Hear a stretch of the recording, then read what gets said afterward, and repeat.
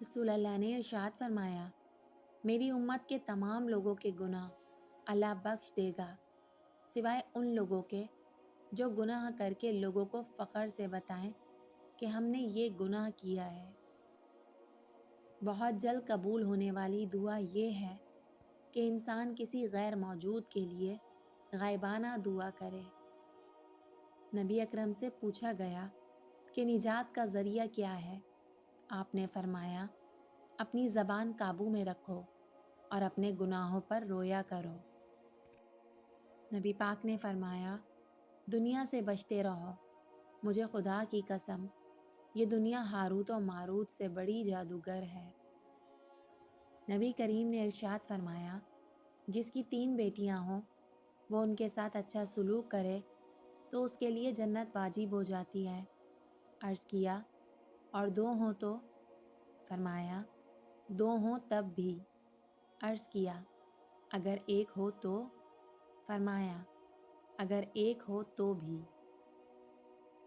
جناب رسول خدا کی عادت مبارکہ تھی کہ جب کوئی آپ کے حضور آپ کی تعریف کرتا تو آپ یوں فرماتے کہ اے میرے خدا، تو میری حالت سے مجھ سے زیادہ واقف ہے اور مجھے اپنے نفس کی حالت ان سے زیادہ معلوم ہے۔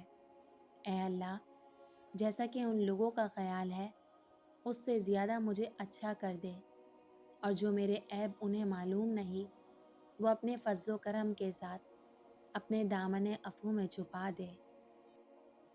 لڑکیوں کی بغیر اجازت شادی کرنا کیسا ہے؟ نبی پاک نے فرمایا، دین دیکھو، اخلاق دیکھو اور رشتہ کر دو۔ اگر بچہ اپنی پسند کا اظہار کر دے تو اسے نافرمانی نہ سمجھو، اور اگر بچی اپنی پسند کا اظہار کر دے کہ میری شادی یہاں کرو تو اسے بے قدر، بے حیا نہ سمجھو۔ رسول پاک نے فرمایا، اللہ تعالیٰ نے تم پر ماں کی نافرمانی، فرائض کی عدم ادائیگی، بغیر حق کے کچھ مانگنے اور بیٹیوں کو زندہ دفن کرنے کو حرام قرار دیا ہے۔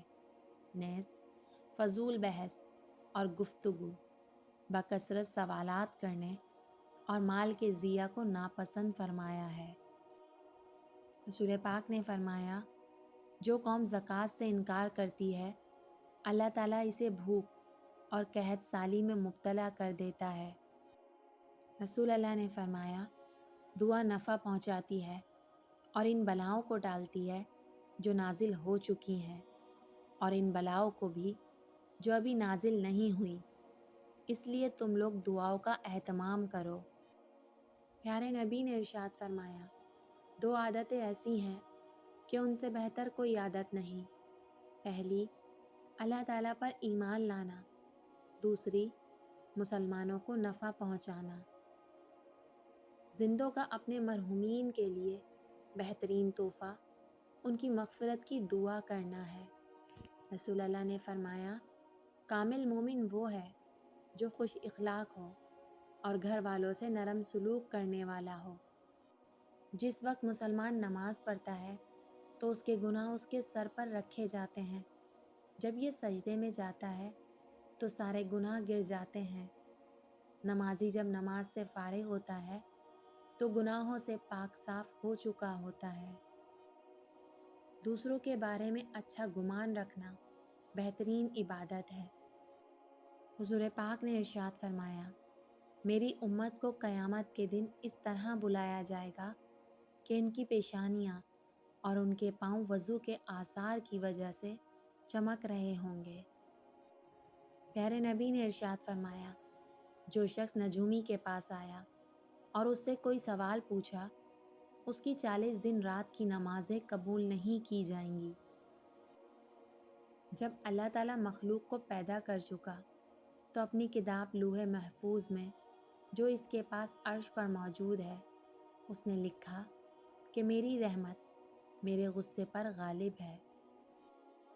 جس شخص پر تنگدستی آ جائے اور وہ لوگوں سے امید لگائے تو اللہ اس کا فاقہ دور نہیں کرتا، اور جو اللہ سے رجوع کر لے اللہ جلد اسے غنی کر دے گا۔